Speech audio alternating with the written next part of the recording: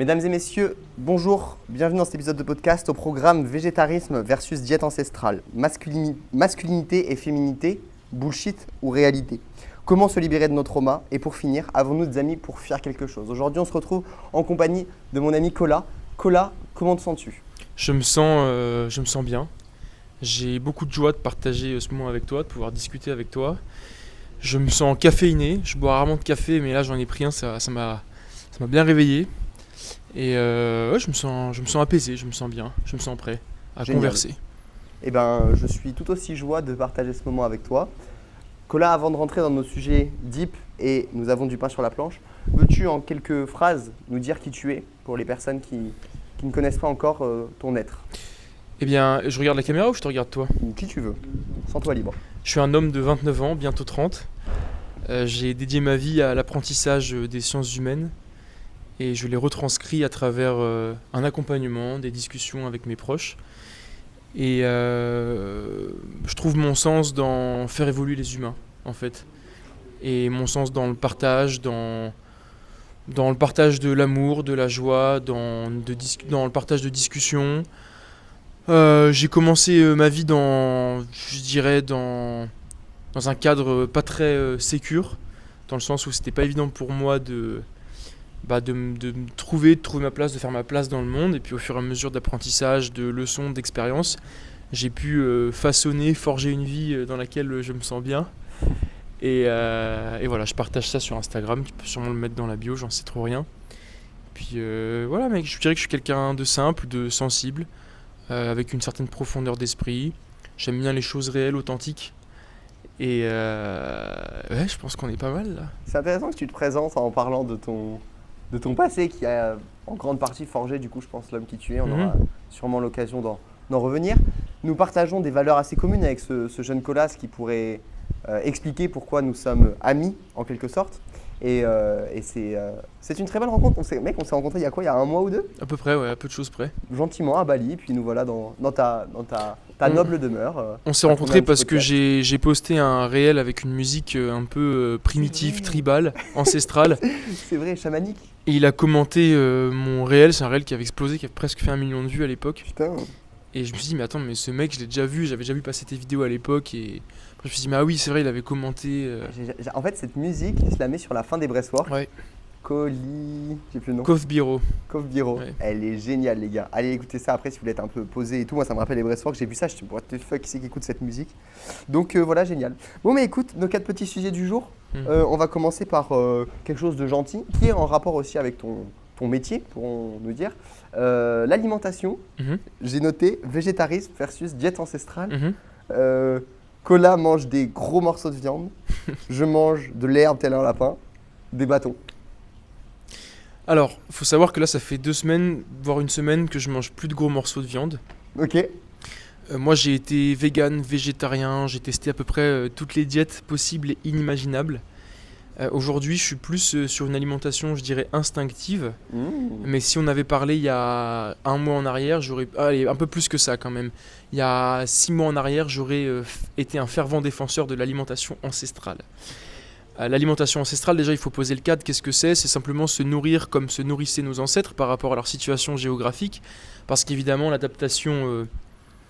Voilà, on a une adaptation épigénétique vis-à-vis de nos ancêtres, donc on est la descendance de nos ancêtres et donc le système digestif n'est pas exclu de cette adaptation, ce qui fait qu'il y a des aliments qui seront plus propices à certains humains et d'autres qui le seront moins par rapport à ce qu'ont mangé leurs ancêtres, disons. Donc moi, j'ai commencé à comprendre ce qui était bon pour moi, de par de là où venaient ma mère et mon père, donc ils étaient bretons, donc c'est beaucoup de beurre, beaucoup de produits gras, beaucoup de produits animaux gras, disons. Puis j'ai la peau très blanche, les yeux très clairs, voilà, c'est ce genre d'alimentation. T'es bien bronzé quand même. Bah écoute, je prends le sun, c'est très important. Je fais ce que je peux. Et donc, disons que moi j'ai beaucoup de difficultés à me concentrer parfois, et l'alimentation ancestrale, ça m'a aidé à avoir suffisamment de nutriments pour que mon cerveau puisse fonctionner. Donc cognitivement parlant, ça m'a beaucoup apporté. Voilà, tout en faisant attention à la provenance des aliments, faire en sorte de manger local le plus possible. Comment est-ce que les bêtes sont nourries? Parce que bon, tu peux avoir un morceau de viande qui va être très bon pour ta santé, un morceau de viande qui peut être un peu plus mauvais de par la manière dont il a été nourri, s'il a été vacciné, etc. etc. Voilà. hyper intéressant. Et j'ai été vegan et végétarien aussi quand j'étais plus jeune. Donc je vais pouvoir mettre en... Ok, on va parler de ça aussi. Il y a quelque chose qui m'a... Alors, il y a des choses sur quoi je suis complètement d'accord et je pense qu'on va se rapprocher de ce qui vient de Dieu, ce qui est naturel et pas transformé, ce sera toujours meilleur pour notre corps, etc. Là-dessus, on s'alignera complètement. Il y a quelque chose qui m'a beaucoup intéressé quand on a commencé à échanger sur ça. Si tu m'as demandé quels sont les aliments que tu aimes. Et je t'ai répondu les pommes. Et tu m'as demandé combien de pommes manges-tu par semaine. Et je t'ai dit, bon, alors là, à Bali, j'en mange pas trop parce que de toute façon, c'est pas trop d'ici. Mais quand je suis en France, c'est vrai que j'en mange 1 ou 2 par jour, tu vois. One apple a day, keep the doctor away. Je tiens là. Je maintiens ça. Mais tu m'as demandé pourquoi tu ne fais pas des repas de pommes. Et je me suis dit, quelle bonne idée, Kelly. En voilà une idée, tu vois. Non. Non. C'est une brillante idée, bah, bien sûr. Mec, en fait, il y a un truc que t'aimes. Si tu l'aimes, donc tu vas m'expliquer un peu la théorie, mais c'est vrai que si tu l'aimes, c'est que ça, déjà, ça t'apporte du plaisir quand tu le manges, c'est que c'est sûrement bon pour ton corps. Pourquoi pas en manger plus? On ne parle pas de McDo, on ne parle pas de choses insensées. On parle de choses bonnes pour ton corps, quoi. Et naturelles. Si tu aimes, mange-en plus. Dans la mesure du naturel, il n'y a pas grand-chose qui est mauvais pour nous. Et se reconnecter à l'instinct, ce serait se reconnecter avec quelque chose qui me fait du bien. Et pourquoi se limiter à une quantité restreinte lorsqu'on peut en manger plus? Si t'aimes les pommes, ben mange beaucoup de pommes. Excellent. Si t'aimes la viande, alors mange beaucoup de viande. Si tu sens que manger une côte de bœuf, ça te fait du bien, mais n'en mange pas 1 par mois. Mange-en 2, 3, 4 par mois. Si tu sens que manger des patates douces, c'est très digeste, ça te fait du bien, ça te donne de l'énergie, ta digestion elle est bonne, et ben mange plus de patates douces. Si t'aimes le beurre dans les patates, mais mets du beurre dans les patates. Et dans la mesure où les produits sont de qualité, tu peux largement faire de ce qui était avant une exception, la priorité dans ton assiette. Et ça, c'est ce que j'aide les gens à faire ça, à comprendre leurs besoins pour pouvoir répondre. Parce que si tu te tournes naturellement vers un fruit, vers un produit, c'est que ton corps te donne un signal, j'en ai besoin. D'accord ? Et donc, dans la mesure du naturel, il faut que tu puisses reconnecter à tes besoins, à ton instinct, qui est, bon, bah, si ça me fait du bien de manger ça, je devrais en manger plus parce que ça contient un nutriment qui potentiellement me manque aujourd'hui. D'accord ? C'est pour ça que beaucoup d'hommes ou de femmes se régalent à l'idée de manger une côte de bœuf parce que ça contient énormément d'acides aminés où tous les autres aliments en sont un petit peu démunis. Et donc c'est pour ça que tu peux manger 500, 600, 700 grammes de côte de bœuf sans problème, alors que va manger 500, 600, 700 grammes de pâtes, par exemple, c'est un peu plus compliqué. Oui, donc le but, voilà, c'est trouve ce que t'aimes, reconnecte avec ce qui te fait du bien et implémente-le plus dans ta vie. Et il y a une métrique qui est hyper importante, qui est celle de l'énergie, que j'ai plutôt… j'ai fait un livre d'ailleurs, j'avais écrit un livre sur ça, mais c'était en rapport avec l'entrepreneuriat, je ne parlais pas du tout de nutrition, mais ça pourrait s'y apprêter. L'idée, c'est quoi ? C'est qu'est-ce qui te donne de l'énergie ? Qu'est-ce qui te donne une sensation ? Alors moi, je sais que sa sensation, tu vois, c'est dans le thorax, etc. C'est une sensation de… j'ai envie de bouffer le monde, j'ai envie de faire des trucs, etc.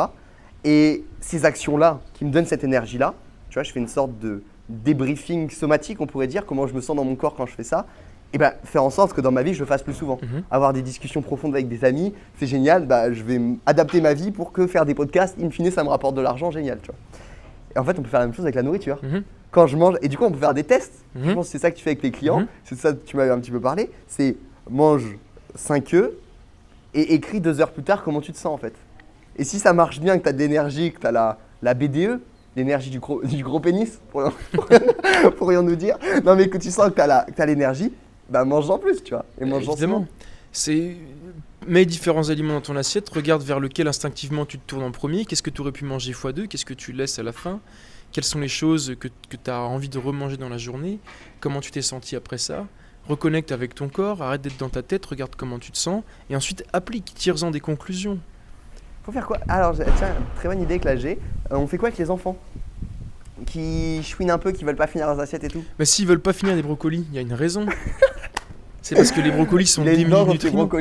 J'ai pas vraiment de dents contre les brocolis. Les brocolis ont été créés il y a à peu près 200 ans parce qu'on a modifié génétiquement une fleur qui est devenue les brocolis, le maïs, tout ça. Bon. Ça n'existait pas à l'époque, donc notre système digestif a des difficultés à le reconnaître. Il y a beaucoup de phytose dedans, donc les phytoses, ça va créer une fermentation intestinale qui va te voler ta vitamine K2, ta vitamine B6. Bon, les enfants, ce sont des êtres instinctifs à 100%. Et donc, si il veut manger de la viande ou il a envie de manger du beurre, il y a une raison, c'est que c'est bon pour lui. Tu comprends? On est la seule espèce qui pense beaucoup trop à est-ce qu'on doit manger ci, est-ce qu'on doit manger ça, alors que toutes les autres animaux, espèces, ils le c'est sentent, instinctif, quoi. ça sent bon, on y va. On y va, ouais. Et nous, on est là et on se pose la question, non, regarde mes différents aliments sous tes yeux et regarde vers quoi tu te tournes. Mais c'est ça que tu dois manger. Ouais. Et ça, c'est l'alimentation instinctive. Bah, je suis bien d'accord avec toi, et c'est pour ça que je pense qu'il n'y a pas de vérité. Chacun doit manger ce qui lui semble bon. D'ailleurs, ça fait 2 ans maintenant que je suis végétarien. J'ai pas mangé de viande et je me sens zéro appelé par ça. Et souvent on me demande, ah ouais, du coup, tu penses quoi? S'il y a des gens qui mangent de la viande, etc. Et je suis en mode, si justement, quand tu manges de la viande, ça te donne de l'énergie, que tu te sens appelé par ça, bah que c'est une phase de ta vie où mange ça, tu vois, ça me paraît parfait. 100%. Et je suis pas du tout, et je peux faire une aparté sur pourquoi je suis végétarien, parce que je me suis jamais trop exprimé là-dessus, et c'est intéressant, à savoir que je mangeais les côtes de bœuf dont notre ami parle juste avant, en grande quantité avant, je mangeais de la viande tous les jours, je mangeais des steaks de 500 grammes et tout, je me régalais de viande. Et un jour, j'ai enchaîné quelques expériences mystiques, dont une prise de psilocybine, des respirations holotropiques, et j'ai fini par lire un livre qui s'appelle Le Yoga de la nutrition de Mikhail Ivanov, que je recommande à tout le monde. Il ne parle pas que de végétarisme, il parle vraiment de la manière de s'alimenter. Et ensuite, bah, je continue ma vie classique, quoi. Et la dernière chose que j'ai mangée, c'était un magret de canard. Et je le mangeais un peu en automatique parce que j'avais l'habitude de manger ça. Et à un moment, je me suis posé la question de comment je me sens dans mon corps. Et j'avais une sorte de grosse boule dans la gorge où en fait, je sentais que ce que je mettais en moi, ça allait pas du tout. Et donc j'ai dit, bon, bah, on va pas manger le canard aujourd'hui.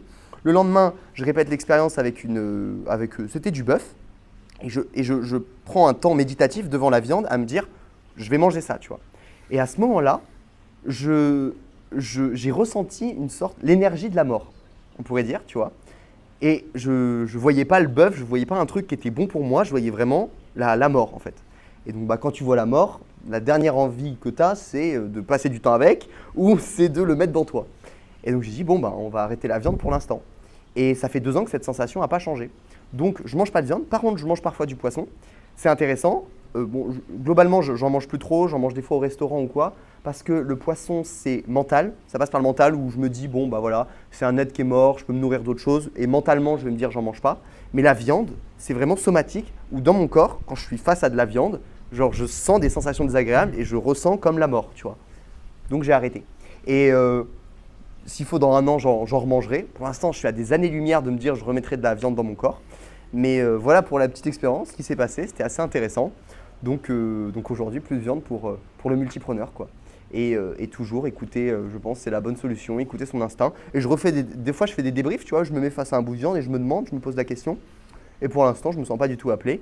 Mais voilà, c'est assez intéressant. Et j'ai plusieurs amis qui sont passés par le même chemin. Parce que je me sentais un peu tout seul au début. Quand ça m'est arrivé, je me dis c'est quand même bizarre. Les gens qui ne mangent pas de viande, c'est raison écologique, maltraitance animale, etc. Moi, c'est vraiment pour l'énergie que je mets en moi.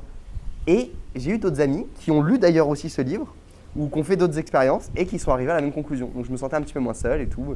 Dédicace à Cantis, Enzo, mon ancien associé qui est passé par le même chemin, Alexandre Majorel qui a fait aussi son expérience d'arrêter la viande.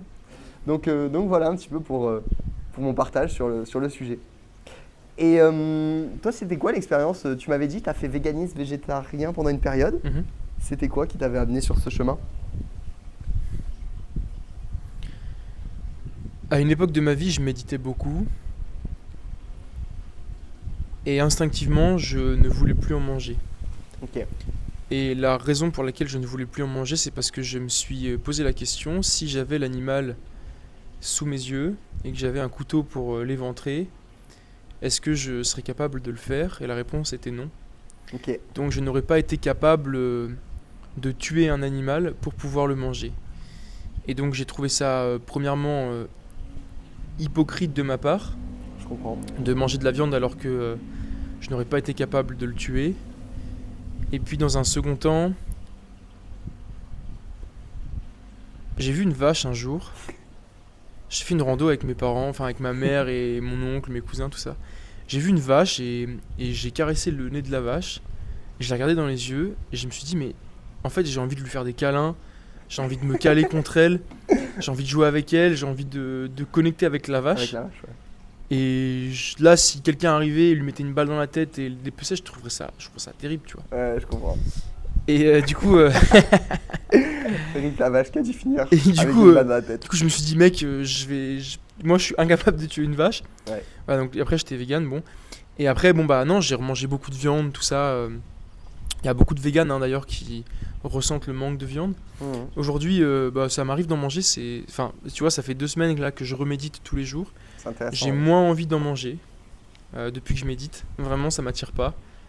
Alors qu'avant, j'en mangeais à tous les repas. Ouais. Et mon niveau de conscience, je pense, a changé. Et je suis dans une période de ma vie où je ne juge pas ceux qui mangent de la viande. Et si vous aimez manger de la viande, et je préconise à mes coachés, Aussi, ceux qui ont besoin de manger de la viande, ça va aider leurs hormones, tout ça. Mais moi, je ressens aujourd'hui un besoin de paix. Et je suis plus en paix avec moi-même quand je me porte loin de la viande. Voilà, par contre, le poisson, les huîtres, tout ça, tu t'en régales. j'ai pas de scrupules. Vraiment, tu t'en envoies dans le cornet. Je me fends plein pot, Kili. Non. je me fends, Kili. Non. Et Là, vous voyez le vrai Cola. Vous voyez pas sur Instagram quand il fait ça tout le temps, là. Et voilà, c'est mec. bien. Non, je vois pas ça. Et tu vois, hier, je suis allé au ramen et j'ai pris les falafels, là. C'est très bon. Bah ouais, c'est excellent. Non, mais c'est excellent. On peut se nourrir de plein de choses. Si vous mangez de la viande, faites les choses bien. C'est un végétarien qui vous encourage à manger de la viande, mais qui vous encourage à bien en manger. Genre, regardez 2-3 vidéos, si vous voulez, des trucs en cage, etc. Je vous promets que vous n'avez pas envie de mettre ça dans votre corps. Genre, la souffrance, en fait, la souffrance qu'un animal a vécue. Elle se transmute en toi. Ouais. En fait, même la chair, vous savez, les vaches, là, les vaches japonaises là, qu'on masse, elles écoutent de la musique classique, etc. Tu m'étonnes, c'est tendre, frérot.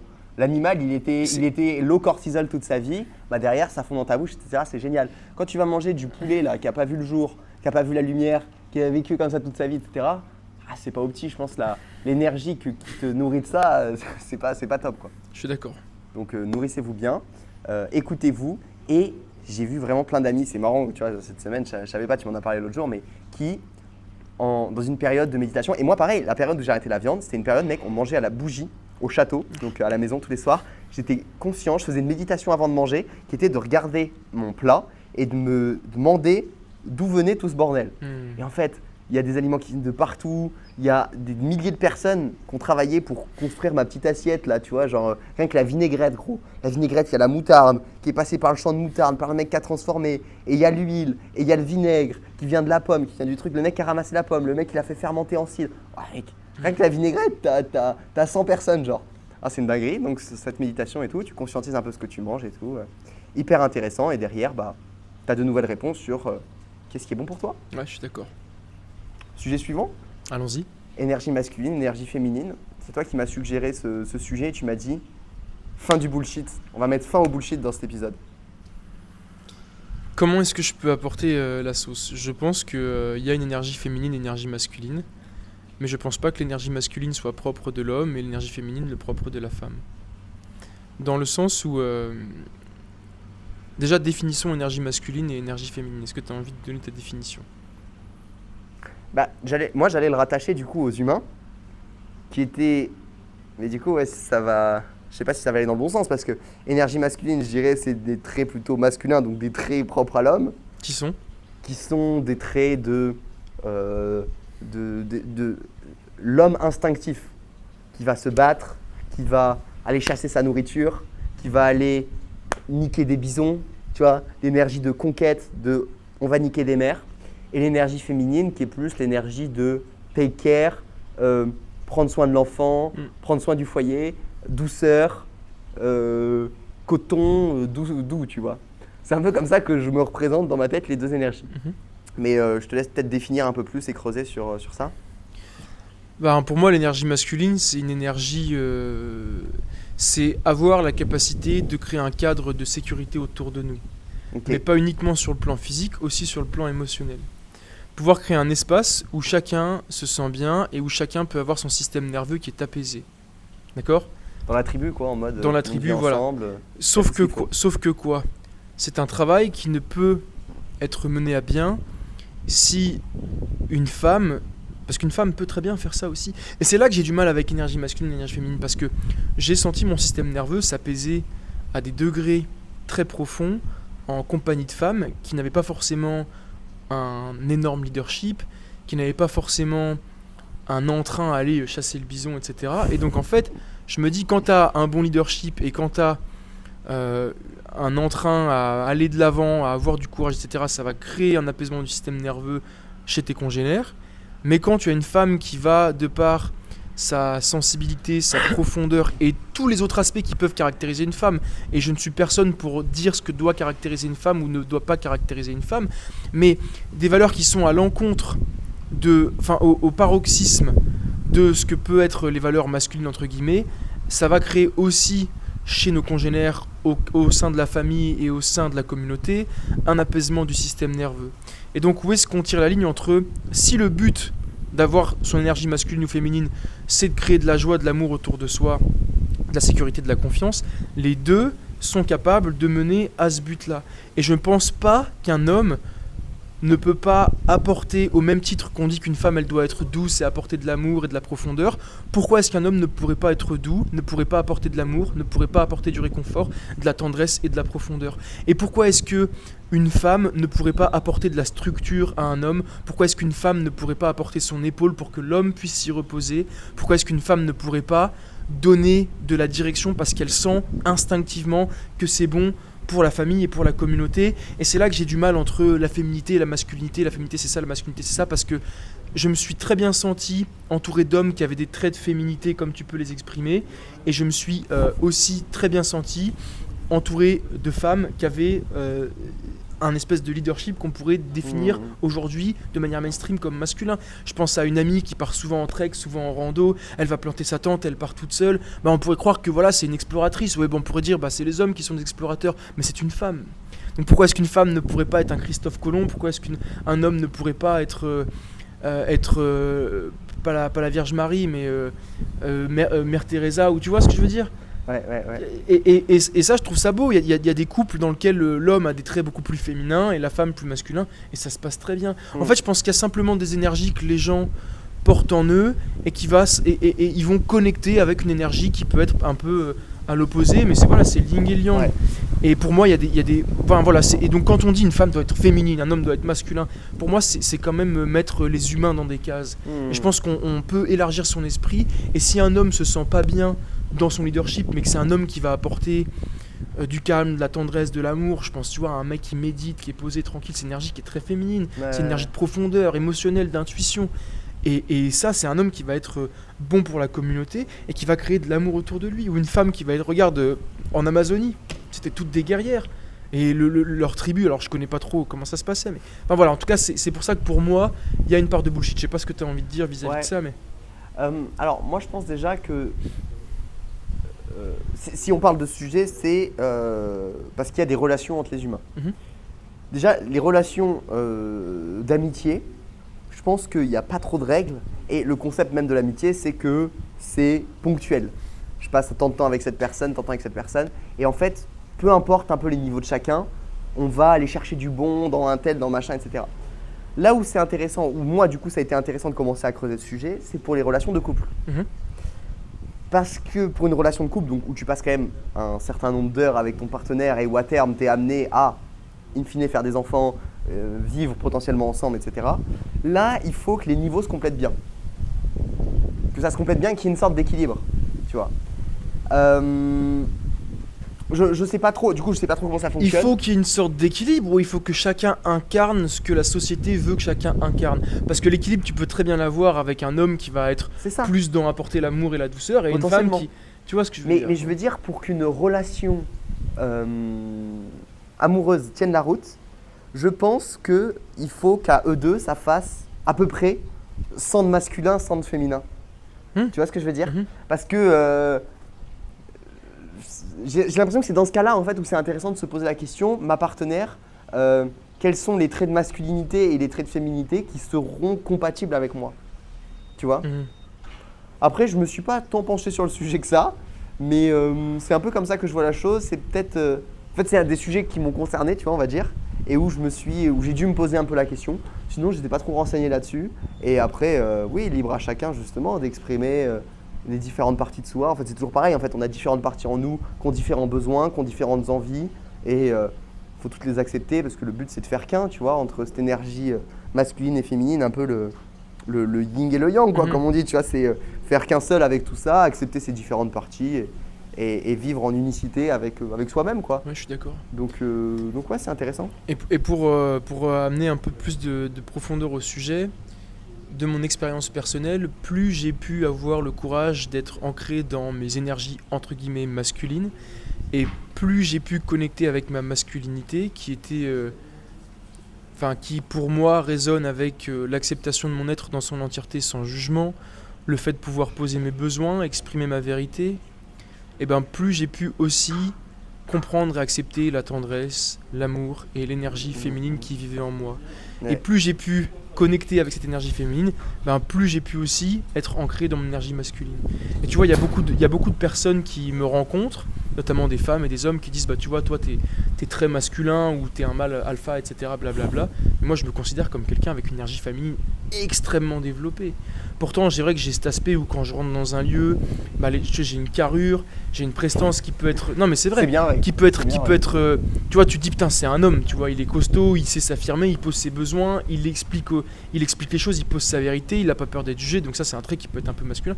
Mais pourtant moi, dans ma manière de ressentir, d'apporter de la profondeur, d'être connecté à mes émotions, à mon instinct, je trouve que je suis très très féminin aussi.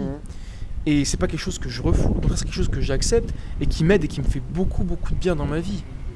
Donc, est-ce que tu peux uniquement être masculin à la mesure où tu arrives à accepter tes peurs de féminité et réciproquement ? Bon, c'est une question que je vous laisse, vous pouvez répondre dans les commentaires. Magnifique, ouais. Je pense que c'est une sorte de pendule, quoi. Exactement. Plus tu vas d'un côté, plus tu peux découvrir l'autre, plus tu peux accepter l'autre, plus tu peux l'expérimenter. Plus tu peux avoir conscience de ce qu'est l'autre. C'est comme, allez, tu fais un bain d'eau glacée, tu te rends compte de l'importance du chaud. Ou tu passes une demi-heure dans un sauna, tu te rends compte à quel point ça fait du bien d'être dans le froid aussi. Mais sans l'un ou l'autre, tu peux pas avoir une idée. Donc il faut expérimenter. Très juste. Non, super, écoute, tu nous as partagé ton point de vue très intéressant là-dessus. Je fais la transition avec le sujet suivant, qui est comment se libérer de nos traumas. Je pense qu'on aura chacun plein d'éléments de réponse intéressants sur des sujets auxquels on s'est intéressé, etc. Ce qui est une grande partie de ton travail, parce qu'à la base, en fait, comment tu vendais ce que tu fais, c'est plus du coaching sportif, mais ça a vite décalé vers, à la base des bases, si je ne me trompe pas. Et puis maintenant, c'est beaucoup plus sur l'entièreté des aspects, des pans. Ça a toujours été l'entièreté. Ah, ok. À partir du moment où j'ai commencé à coacher, j'ai jamais isolé l'un l'autre ou le troisième. Ça a toujours été sport, nutrition et psychologie. Aujourd'hui, la partie psychologie, c'est celle qui m'intéresse le plus parce que c'est celle qui fait le plus grand travail chez les personnes que j'accompagne. Parfois, certaines personnes viennent me voir parce qu'elles veulent un plus beau physique, une meilleure alimentation. Et en fait, elles se retrouvent avec un switch d'identité. Et ce qui leur a plus plu, c'est l'accompagnement psychologique. Voilà. Pourquoi déjà c'est important de réussir à comprendre ces traumas et se libérer de ces traumas ? Nos traumas vont en quelque sorte être des informations pour notre cerveau et notre cerveau va réagir aux occurrences extérieures à travers le spectre de ces informations qui ont été emmagasinées lorsqu'on était jeune. Et donc les traumas vont créer des messages dans l'inconscient de l'humain qui vont être par exemple si ton père t'a renié ou t'as pas une relation avec ton père ou qui t'a toujours dit de la fermer ou qui t'a jamais écouté, le message c'est je suis pas capable. Et donc quand tu vas avoir une envie, une idée qui est j'aimerais mener à bien un projet, j'aimerais pouvoir jouer du piano, j'aimerais pouvoir apprendre à dessiner, j'aimerais pouvoir devenir entrepreneur, tu ne vas pas créer l'action dans ta vie qui va pouvoir te mener à ça parce que tu as une croyance intérieure qui dit je ne suis pas capable. Et donc la croyance, elle veut constamment être validée par l'humain. Donc tu vas te donner des raisons de croire au fait que tu n'es pas capable. Donc ça c'est créé par des traumas. Bon, pour les personnes qui sont résilientes, elles vont voir le trauma comme un point de départ plutôt qu'un point qui est un point terminé. Blocage. Un blocage, voilà, j'ai vécu ça donc je suis bloqué ici. C'est plus j'ai vécu ça, qu'est-ce que je vais pouvoir en faire ? Et donc pour pouvoir régler ces traumas, qu'est-ce qu'il faut faire ? Il faut pouvoir déjà les nommer, comprendre ce que ça a créé en soi, voir ce qu'on refoule, dans quelle partie de notre vie ce qu'on refoule s'exprime, ceux qui mangent trop, ceux qui vont se branler à outrance, ceux qui vont essayer de plaire aux autres constamment, ceux qui vont dire des choses qu'ils ne font pas. Donc dans quel aspect de ma vie toutes les choses que j'ai refoulées s'expriment et comment est-ce que je vais pouvoir faire pour m'en libérer ? C'est simple, il faut retourner au moment du trauma et il faut vivre ce que tu aurais vécu, ce que tu aurais voulu faire à ce moment-là, mais que tu n'as pas fait. Parce que si tu t'es caché le jour où tu avais besoin de te mettre en colère, et ben à chaque fois qu'il y a quelque chose qui dépasse tes limites, tu vas te cacher. Et donc parce que ton cerveau pense que c'est la meilleure des choses à faire. Et oui, à l'époque, c'est la meilleure des choses à faire. Donc remercie-toi de t'avoir sauvé la vie à ce moment-là et de t'être caché. Aime-le, ne le refoule pas. Et ensuite, reconnecte avec ça pour envoyer une nouvelle information à ton cerveau pour lui montrer qu'il n'y a pas de risque de se mettre en colère. Il n'y a pas de risque d'être triste. Il n'y a pas de risque de dire ce que tu penses, de poser tes limites. Il y avait un risque à l'époque parce que tu avais peut-être 8 ans, 10 ans, 11 ans. Et donc il ne fallait pas le faire parce que si tu le faisais, il y avait un trop gros risque. Aujourd'hui, tu es un homme, tu es une femme. Et donc à ce moment-là, c'est à toi de prendre la responsabilité, de te montrer à toi-même qu'il n'y a plus de risque à être qui tu es. Parce que le trauma t'empêche d'être qui tu es. C'est le persona et l'anima. L'anima, c'est ton être à part entière, c'est qui tu es dans ton essence, sans aucune croyance. Et le persona, c'est ce qui s'exprime par le biais de tes croyances et de tes traumas. Et donc le but, c'est de réussir à te montrer que tu peux être ton anima. Pertinent. Et pour ça, c'est la thérapie, c'est avoir des gens qui ont fait ce boulot, qui peuvent te guider. Tout seul, c'est pas possible parce que tes ombres, c'est des ombres, donc elles se cachent exactement là où elles doivent se cacher, et donc elles savent exactement où aller pour pas que tu les trouves. Ouais, ton ego t'emmène t'empêche de les trouver. Là, j'ai lu récemment super livre, les 5 blessures qui t'empêchent d'être soi-même. Et justement, elle explique, l'autrice explique que les traumas que tu vis peuvent être interprétés de différentes manières. Puis comme tout dans la vie, il se passe un truc, c'est pas le truc en soi le problème, c'est comment tu l'interprètes. Parce qu'il peut y avoir 2 jumeaux qui sont sur la plage et qui prennent une vague. Il y en a un, il est traumatisé de l'eau jusqu'à la fin de sa vie, et l'autre, il rigole, tu vois. Donc en fait, même avec la même génétique, etc., c'est aussi comment toi, en tant que personne, tu vas interpréter la chose. Donc elle parle de 5 blessures, tu sais. Trahison, rejet, abandon. Les autres m'échappent, ça fait TRAHI, l'acronyme. Trahison, rejet. R, rejet, A, abandon, TRAHI, HI, bon j'ai plus. Injustice et humiliation. Il y en a qui suivent là-bas. Et hyper intéressant parce qu'en fait, conscientiser ton trauma, c'est un début déjà de réponse. À ce moment-là, il y a ça. Et après, le corps est un super outil pour y retourner. Parce qu'on a des sensations dans le corps qui se répètent. Donc on parle de somatique. Quand par exemple tu es stressé, quand par exemple tu es anxieux, quand par exemple, c'est des choses que je peux vivre, donc c'est pour ça que c'est ça qui me vient, ça va être un endroit dans ton corps. Et ça, c'est justement une porte d'ouverture vers potentiellement la première fois où tu as ressenti cette sensation, qui est sûrement un trauma. J'aimerais ajouter quelque chose, mais je veux que tu finisses. Et c'est tout, c'est juste que le corps est une porte d'entrée vers les traumas qu'on peut avoir, et il y a des choses à creuser là-dedans, avec des personnes qui savent faire et qui savent t'emmener au bon endroit et qui savent te refaire vivre potentiellement ce trauma, ce qui peut être un deuxième traumatisme, donc il faut bien le faire, ou qui peut être justement une source de libération, de conscientiser la chose et d'aller, comme tu le disais, en fait, changer ce souvenir pour reprogrammer un petit peu son cerveau et s'en libérer, quoi. Disons ça, je vis quelque chose qui crée de la colère en moi ou de la tristesse. Je décide de fuir ce que je ressens. J'amasse de la tristesse ou de la colère. Je crée une cuve émotionnelle en moi. D'accord ? Je vis une occurrence 10 ans, 15 ans plus tard. Quelqu'un me fait une queue de poisson. Et là, je vais me mettre en colère. Je vais avoir envie de lui taper dessus. En fait, c'est simplement ta colère que tu as mis au fond qui cherche un moyen de s'exprimer et qui va trouver absolument toutes les situations énervantes parce que tu vois la vie sous le spectre de tes traumas et donc de la colère que tu as amassée. Le problème, c'est que la cuve, il faut la vider. Mais la cuve, tu peux pas la vider d'un coup parce que sinon tu vas mourir de tristesse ou mourir de colère. Donc la vie va t'envoyer. La vie ne t'envoie pas des messages. Tu vois la vie sous le spectre de ta colère ou ta tristesse et donc tu vas devoir la vider. C'est pour ça que c'est important d'être au contact de ces émotions pour commencer à faire le travail de libération et de vidage de cette cuve qui peut parfois peser des dizaines et des milliers de kilos. Parce qu'à chaque fois que tu as voulu être en colère ou que tu as voulu pleurer, tu as ravalé ta colère ou tu as ravalé tes larmes. Et donc c'est pour ça qu'être en connexion, et on en revient avec ce qu'on s'est dit au début du podcast, avec ta féminité qui est qu'est-ce que je ressens en moi, va te permettre de régler tes traumas. Donc est-ce qu'on peut dire que le fait de régler ces traumas, ça peut passer aussi par sa connexion à sa masculinité et aussi à ressentir, qui est entre guillemets énergie féminine, my ass. Pourquoi ? Parce que les hommes ressentent aussi. Et donc, merci. Tu vois ce que je veux dire ? C'est exactement ça. Et en fait, toute notre vie, là, généralement, quand tu ressens des sensations, la plupart du temps, on essaye de le fuir. Lise Bourbon, dans son livre, appelle ça les masques. Donc, c'est comme si tu as une blessure à la main. Elle dit, est-ce que la meilleure manière pour réparer la blessure, c'est de mettre un gant, comme ça on ne voit plus la blessure.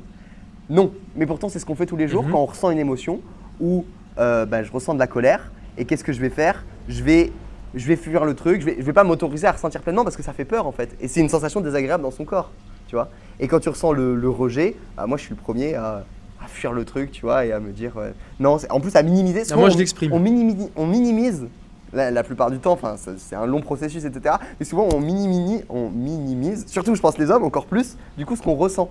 À dire mais non c'est pas grave. Et tu sais, souvent genre les gens, en plus quand on revient des fois, certains exercices somatiques, etc., breathwork, trucs qu'on pourra parler, quand les gens reviennent à des souvenirs, 95% ils me disent non mais c'était un truc de merde qui m'est arrivé. Et après quand tu creuses, tu sens que c'était un truc hyper dur. C'est exactement, si tu as eu par exemple un souvenir, tu fais un exercice un peu d'introspection, etc., tu as un souvenir, un truc où quand tu te connectes à la sensation, il y a quelque chose qui revient, où tu as une sensation, ne la minimise jamais parce que tu es en train de renforcer le trauma et de rajouter de l'énergie dedans et tu accumules le truc et ça grossit et tu t'en libères pas quoi. Donc ouais, acceptons nos sensations et tout ce qu'on ressent. Moi, l'exercice que je préfère dû à ça et qui m'a un peu amené sur cette piste au début, ça a été l'exercice du breathwork.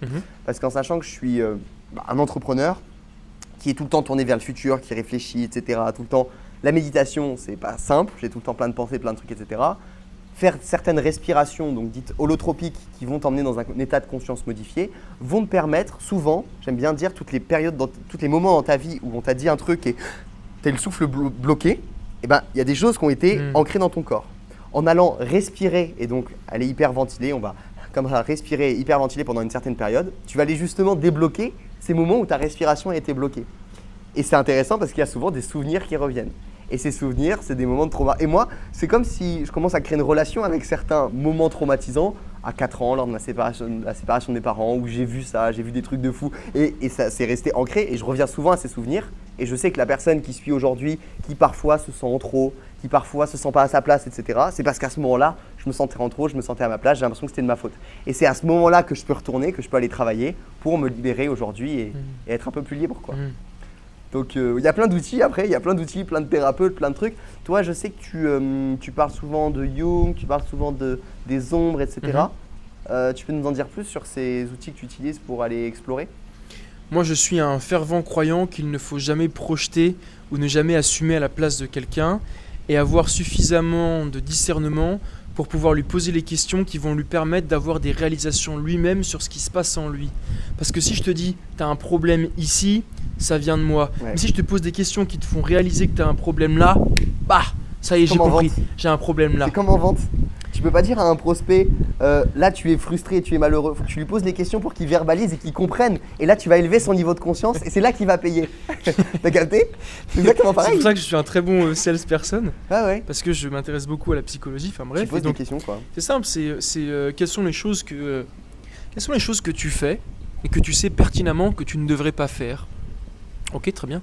Quelles sont les choses que tu ne fais pas et que tu sais que tu devrais faire? Ah ok, très bien. Comment t'appelles un homme qui au lieu de faire ça, fait ça? Ah bah c'est un lâche, c'est un fuyard. Ah ouais.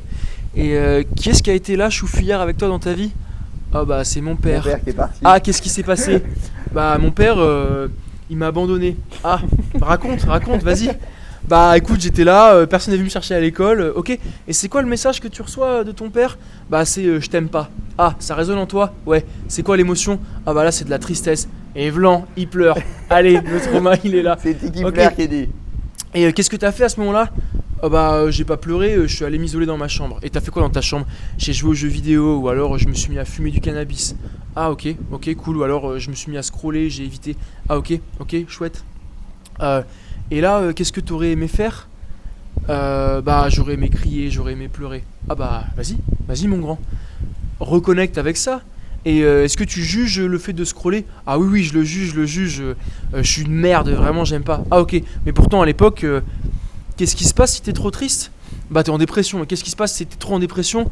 Ah bah tu peux te suicider. Ah ok, donc tu veux me dire que t'as évité d'être triste en scrollant, donc tu t'es sauvé la vie et tu te détestes parce que tu scrolles? Mais aime-toi, tu t'es sauvé la vie là, accepte-le et ok c'est bien, toutes tes ombres là qui s'expriment, c'est ce qui t'a permis de te sauver. Ah ouais putain t'as raison, c'est vrai, bah je commence à m'aimer. Ok bon bah vas-y, fais ce que t'avais à faire, va pleurer, va crier dans un coussin. Ah putain je me sens vachement mieux. Bah ouais ça fait 15 ans que tu traînes ça et que tu l'as jamais exprimé.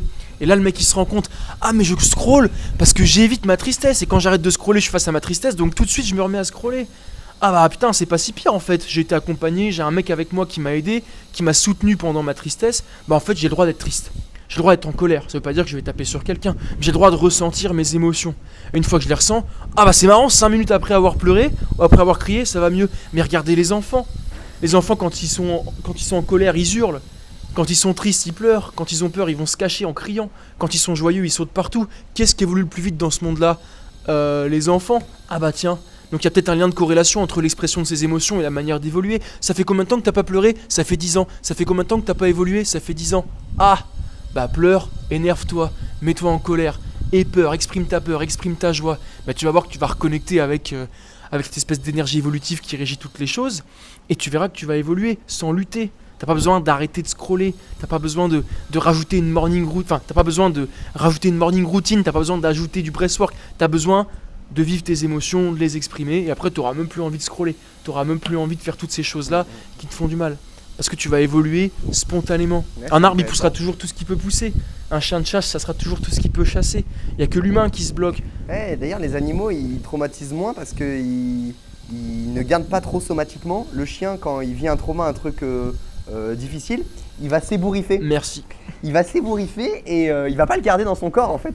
Donc au moment où tu as un truc traumatisant, nous on fige des fois l'humain, tu sais. Il faut danser, il faut bouger, il faut crier, il faut exprimer, mec, il faut pleurer, il faut... Regarde la dernière fois qu'on était à Uluwatu, j'avais une émotion. Ah oui. J'ai chialé et j'ai failli vomir. Ouais. C'était beau. J'ai vomi mon émotion, mec. Et après, comment j'étais ? Bah, beaucoup mieux.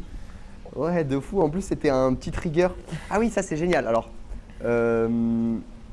tout trigger, donc sensation forte dans ton corps qui te déclenche quelque chose, c'est une belle porte d'entrée vers l'exploration de mes traumas et me libérer de quelque chose. Si quelqu'un t'énerve, il te fait un cadeau.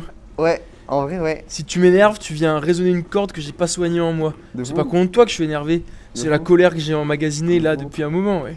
Et putain, ouais, c'est vrai, il y avait un truc qui t'avait trigger, etc. T'avais donc fermé les yeux, t'es allé un peu dans la sensation et tout. C'était Kana.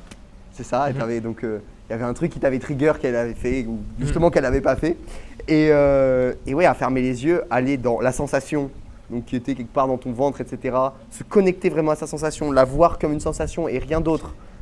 Et bah direct, il y a des souvenirs qui sont venus. Et c'était quand ma mère, elle oubliait de venir me chercher à l'école et que j'étais tout seul, mec. Et là, tu revivais le moment. Et en fait, je revivais ça. C'est la même douleur à chaque fois qu'il revient. Exactement, mec. Et donc, faut aller dans le souvenir, faut aller soigner, faut aller reprogrammer, faut aller faire un câlin au soi du passé, faut s'en occuper, faut prendre soin, faut pas le juger et pas le dire non mais c'était rien, c'était juste la fois où mes parents ils étaient pas venus ou machin.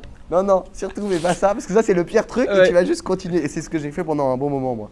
À chaque fois j'avais justement des choses qui venaient, je savais pas exactement comment m'en occuper, d'où l'importance de travailler avec des personnes qui, dont c'est leur métier. Il y a plein de thérapeutes, plein de gens qui se font un plaisir d'aller te permettre d'explorer tout ça, parce que sinon tu continues à juste accumuler, etc. Et il y a plein d'exercices libérateurs et tout, et je trouve ça beau. Je suis d'accord. C'est beau, Ligoué. Oui, c'est très beau. Allez, on enchaîne dans le petit sujet. Je te regarde pas, Ligoué. Ok, j'ai pas réussi à trouver le meilleur hook possible, mais c'était pour parler de l'amitié. Pourquoi on voulait parler de l'amitié ? Ah oui, la question c'était est-ce que on a des amis pour fuir quelque chose ? Pourquoi on a des amis ? Je sais pas. Quel est le rôle de l'amitié dans ta vie ? Quel est le rôle de l'amitié dans ta vie ? Moi, c'est quelque chose qui est très important pour moi. Donc, quand tu m'as abordé ce mot, j'ai dit allez, on y va, on fonce. T'as des amis, Cola ? Moi, j'avais pas d'amis quand j'étais petit. Ouais. J'étais toujours tout seul dans les couloirs, en classe. Il y avait des groupes d'amis. J'ai jamais fait partie d'un gros groupe d'amis avant mes 24-25 ans. Je crois j'avais toujours genre un pote ou deux. Et je me disais de toute façon, c'est comme ça. J'ai juste un pote, tout ça, bon, ça m'allait bien.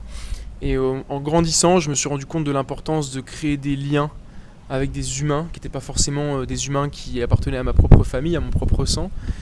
Et j'ai trouvé beaucoup de complaisance, de joie et d'amour dans me montrer comme je suis et être accepté comme je suis par des humains et accepter les humains comme ils étaient et leur donner l'amour dont ils avaient besoin comme ils étaient, sans condition. Et j'ai une belle amitié avec mon ami Raphaël, ça fait 8 ans qu'on est potes maintenant. Et je trouve que c'est très salvateur. Et souvent nos amis aussi peuvent être le reflet de notre relation avec les parents. J'avais une amitié un jour avec un ami qui s'appelle Timothée. Et en fait c'était, je revivais ce que je vivais avec ma mère quand j'étais jeune. Ok. Où je le voyais sous le spectre de ma mère. Donc il était toujours énervé contre moi, moi j'avais l'impression de me faire victimiser. Ah ouais, j'ai ça. Et en fait je me suis rendu compte que c'était, il incarnait les mauvais côtés de ma mère à qui j'arrivais pas à dire au revoir. Ouais, c'est intéressant. Si on part de l'hypothèse qu'on vient s'incarner sur Terre en tant qu'âme pour résoudre des choses, et du coup on choisit d'aller s'incarner avec les parents, en l'occurrence, qui vont nous aider à résoudre certaines choses, et qu'on ne résout pas ces choses avec nos parents qu'on aurait dû résoudre. Le livre de Lise Bourbon m'a donné envie d'aller avoir des discussions assez profondes avec mes parents et leur demander justement quelles blessures ils ont vécues plus jeunes, parce qu'elle explique aussi que généralement, si on va dans la même famille, c'est que tout le monde a un peu les mêmes choses à résoudre. Et du coup, que derrière une amitié vienne réveiller ça et t'aider à le vivre et à transcender au final les traumatismes qui viennent peut-être, qui se répètent depuis peut-être plusieurs vies, même si je sais pas trop comment ça fonctionne ce bordel, mais pourquoi pas, réincarnation, l'âme part, revient et essaye d'évoluer, ça tient. On est notre père et notre mère. Ok. T'es littéralement l'expansion de ton père et de ta mère. C'est vrai. Et donc tu récupères tout parce que tu viens d'eux. Ouais, tu es fou, hein. 50%, 100% ton père, 100% ta mère. Parce que tu es es eux. Donc s'ils ont des trucs à gérer, tu auras à les gérer aussi. Ouais. Tu vois ce que je veux dire? Tu aides ton père et ta mère, mec. Tu nais et tu ramasses tout ce qu'ils ont ramassé en fait. Et c'est à toi ensuite potentiellement de libérer cette chaîne traumatique et de faire le boulot s'ils n'ont pas réussi à le faire. Et comme ça tes enfants seront toi, et si tu t'es libéré, tes enfants seront libres. Ils seront un peu plus libres. Ça c'est magnifique. Et les parents, putain c'est quelque chose les parents.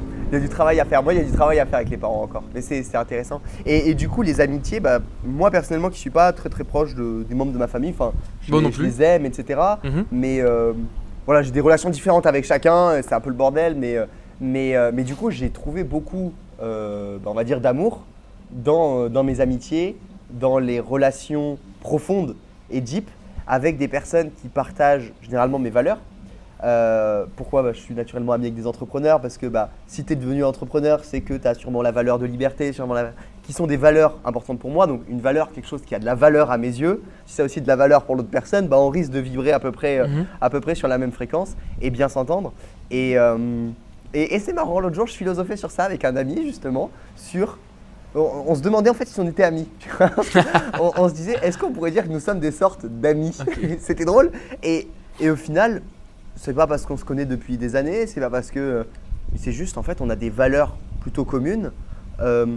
On s'apporte un certain amour, tu vois, et ça match, on est amis, quoi. C'est assez simple en fait. Et c'est marrant, tous ces humains. Et il y a une sorte de choses naturelles en fait qui se passent dans l'amitié. Enfin, t'as vu, c'est pas trop quelque chose qui se contrôle, genre. C'est très spontané. Attiré par des personnes, avec quelqu'un ça match, avec quelqu'un un petit peu moins. C'est beaucoup le feeling et tout. Moi, ça me passionne. Hein. C'est pareil que dans tes relations amoureuses. Ouais. Relations amoureuses pour un prochain épisode? Allons-y gaiement. C'était bien, Cola. On a fait le tour là? On a fait le tour, hein, chouette. C'était chouette. C'est une pince qui vient là. Monsieur. Mesdames et messieurs, n'hésitez pas à lâcher un petit like sur cette vidéo, mettre un petit commentaire pour nous dire ce que vous en avez pensé, si nos discussions vous ont peut-être mis en joie ou donné des bonnes idées. Ça nous fera toujours plaisir. Vous pouvez aller suivre Cola pour une transformation de votre être, potentiellement. D'identité, ouais. D'identité, parce que tout part de là. Si vous avez une idée de l'homme ou de la femme que vous avez envie de devenir et que vous ne savez pas par quel chemin emprunter, venez me voir. Tout part de l'identité. Et bon, si vous voulez faire plus des choses un petit peu business, etc., il y a un petit lien en description aussi pour vous dire comment vous pouvez travailler potentiellement avec moi. Je vous souhaite une très belle journée. À bientôt. Prenez soin de vos tulipes et que Dieu vous garde. Et arrosez-les bien. Nana.